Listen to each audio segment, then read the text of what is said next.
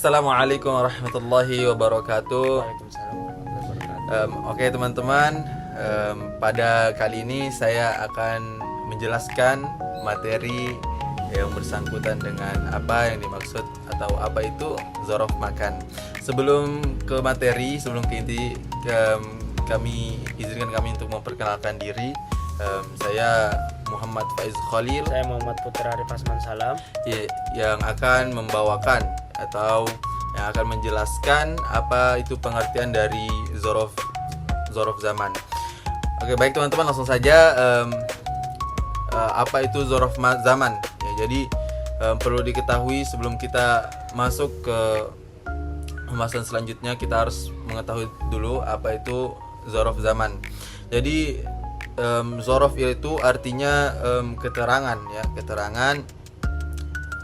Dan zaman itu artinya waktu, yang diambil dari bahasa Arab, ya, karena ini materi bahasa Arab.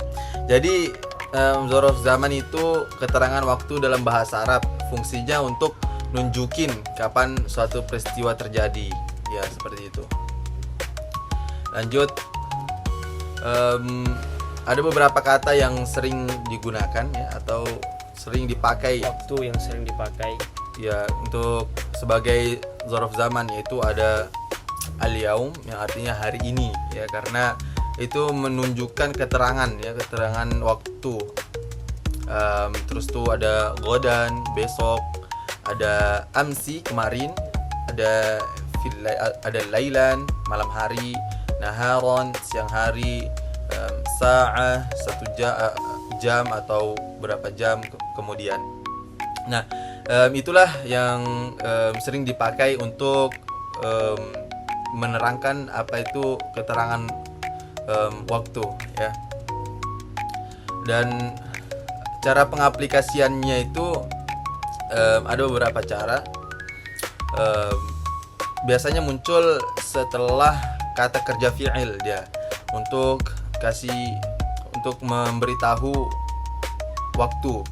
Contohnya ada safartu amsi. Nah, jadi kalimat zamannya di sini adalah amsi, kemarin, yang artinya safartu amsi, aku bepergian kemarin, atau aku telah pergi kemarin. ada juga adrosul yaum, yaitu artinya aku belajar hari ini. Jadi waktunya itu yaum, yaitu hari ini. Terus tuh sa'azuruka godan, yang artinya aku akan mengunjungimu besok. Jadi kata waktunya itu yaitu godan atau besok. Kata zorof zaman sering dibaca mansub atau fathah karena posisinya sebagai keterangan. Jadi zorof zaman itu bisa diartikan sebagai alamatnya itu mansub atau fathah. Ya, jadi kalau misalkan adrusul yauma, ya, aku belajar hari ini, dia akhirnya yauma gitu. Sa'azuruka godan, jadi mansub dia, seperti itu. Apa sih pentingnya kita mempelajari ilmu zorof, khususnya untuk zorof zaman? Adapun pentingnya mempelajari zorof zaman, yang pertama ialah apabila kita menyusun kalimat, kalimatnya itu lebih jelas. Contohnya, aku belajar. Jadi lebih bagusnya itu aku belajar hari ini, lebih jelas lagi. Terus tuh lebih spesifik dia. ya, jadi yang kedua, jadi komunikasi lebih lengkap, kayak kita ngomong sehari-hari, kemarin, besok, atau malam ini. Ya, jadi dia jelas kata keterangan waktunya, dia jelas kemarin, besok, malam. Kalau misalkan kita ngomong nanti aja, itu kayak kurang jelas. Jadi kayak Gak tahu kapan gitu. besok Besok malam ini kah, seperti itu. Jadi dia lebih ke spesifik aja dia. Pentingnya mempelajari zorof zaman seperti itu agar kalimat kita bisa lebih spesifik aja atau lebih hidup lagi. ya. Terus tuh yang ketiga, dalam teks Arab klasik maupun modern, zorof zaman bikin kalimat kita lebih hidup. Adapun ringkasan-ringkasannya atau kesimpulan dari materi yang kita bawakan, yang pertama, zorof zaman yaitu kata keterangan waktu. Contohnya al-yaum, ini contoh waktunya al-yaum, godan, amsi, lailan, naharon, dan lain sebagainya. Terus tuh zarf zaman tuh biasanya muncul setelah penggunaan bahasanya muncul setelah fiil dan dibaca mansub.